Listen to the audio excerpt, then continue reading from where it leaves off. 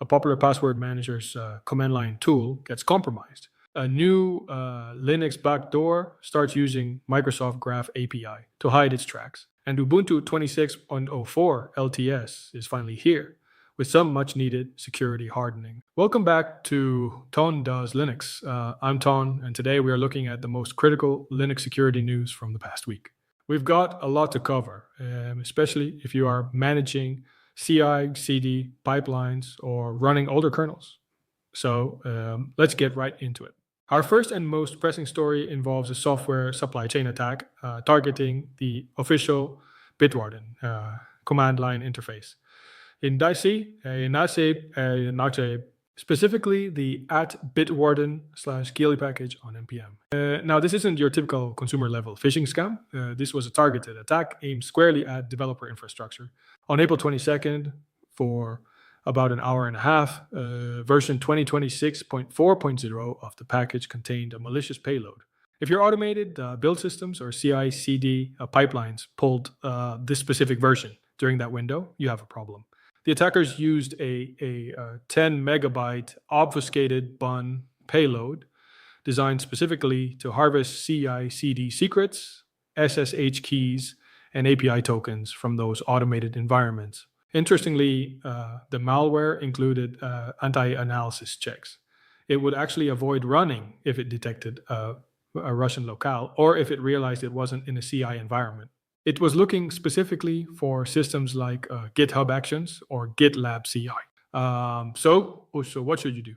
Okay, first audit your pipelines. Check your logs for April 22nd between 5:57 p.m. and 7:30 p.m. Eastern Time. If you suspect your environment pulled version 2026.4.0, you need to assume compromise. Immediately rotate all SSH keys, GitHub tokens, and npm tokens. Moving forward, ensure you are using the clean version 2026.4.1.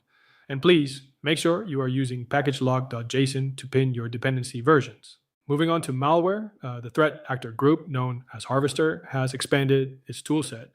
They are now targeting Linux systems with a new variant of GoGra. What makes this particular malware dangerous is how it communicates.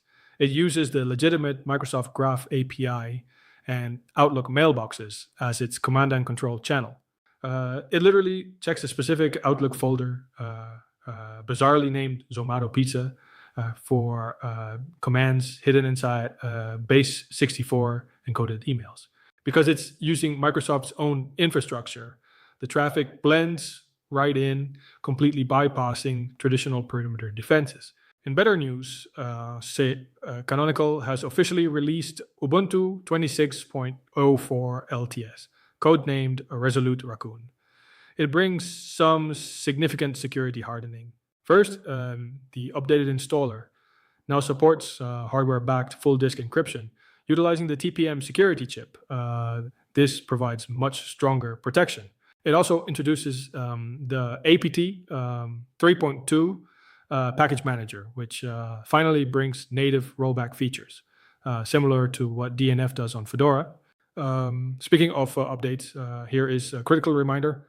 Linux kernel 6.19 has officially reached its end of life. Version 6.19.14 is the last release. This is urgent because of the recent Patch Wednesday, which addressed over 200 kernel vulnerabilities, including remote code execution flaws. As if you're still running a 6.19 kernel, you need to upgrade immediately.